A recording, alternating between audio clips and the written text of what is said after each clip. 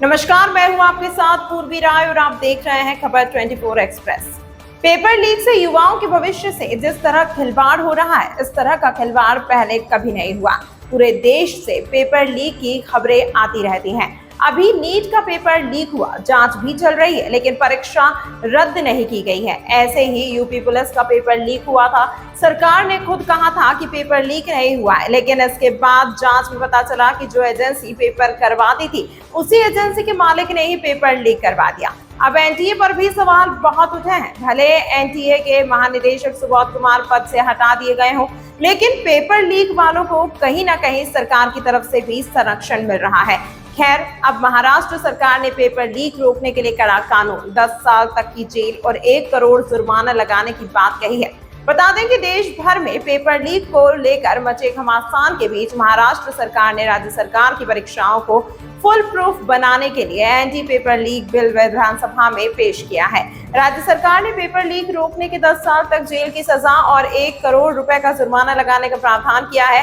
राज्य सरकार के मंत्री शंभूराज देसाई ने यह बिल पेश किया। महाराष्ट्र सरकार ने इस बिल को महाराष्ट्र प्रतियोगी परीक्षा अधिनियम 2024 नाम दिया है। विधानसभा और विधान परिषद में पारित होने के बाद इस बिल को राज्यपाल की मंजूरी के लिए भेजा जाएगा। इसके बाद राज्य सरकार के अधीन आने वाले तमाम परीक्षाओं के लिए यह कानून लागू हो जाएगा। विधानसभा में महाराष्ट्र प्रतियोगी परीक्षा अनुचित साधनों की रोकथाम अधिनियम 2024 बिल को पेश करते हुए मंत्री शंभूराज देसाई ने कहा कि इस विधेयक में पेपर लीक को संज्ञेय गैर जमानती बनाया गया है। देसाई ने कहा कि इस बिल का उद्देश्य प्रतियोगी परीक्षाओं में अनुचित साधनों को रोकना, अधिक पारदर्शिता, निष्पक्षता और विश्वसनीयता लाना और युवाओं को आश्वासित करना है कि उनके ईमानदारों और वास्तविक प्रयासों को उचित रूप से पुरस्कृत किया जाएगा और उनका भविष्य सुरक्षित है। देसाई ने कहा कि विधेयक में ऐसे व्यक्तियों, संगठित समूहों या संस्थानों के खिलाफ कड़ी कार्रवाई का प्रस्ताव है जो अवैध तरीके से धन कमाने के लिए अनुचित साधनों का उपयोग करते हैं। वे प्रतियोगी परीक्षा प्रणाली पर प्रतिकूल प्रभाव डालते हैं। केंद्र सरकार की तरफ से पूरे देश में परीक्षाओं को सुरक्षित बनाने के लिए पिछले महीने एक अधिसूचना जारी की गई थी। इसमें कहा गया था कि public examination prevention of unfair means act 2024 के प्रावधान अब पूरे देश में लागू हो चुके हैं। यह कानून फरवरी में लागू हुआ था। अधिसूचना से उसे अमलीजामा पहनाया गया था। अब महाराष्ट्र सरकार ने पेपर लीक के खिलाफ सख्त कानून बनाने की तरफ कदम बढ़ाए हैं। विधेयक में कहा गया है कि अनुचित साधनों और अपराधों का सहारा लेने वाले किसी भी व्यक्ति या व्यक्तियों को कम से कम 3 वर्ष की अवधि के कारावास से दंडित किया जाएगा, जिसे 5 वर्ष तक बढ़ाया जा सकता है और 10 लाख रुपए तक का जुर्माना लगाया जा सकता है।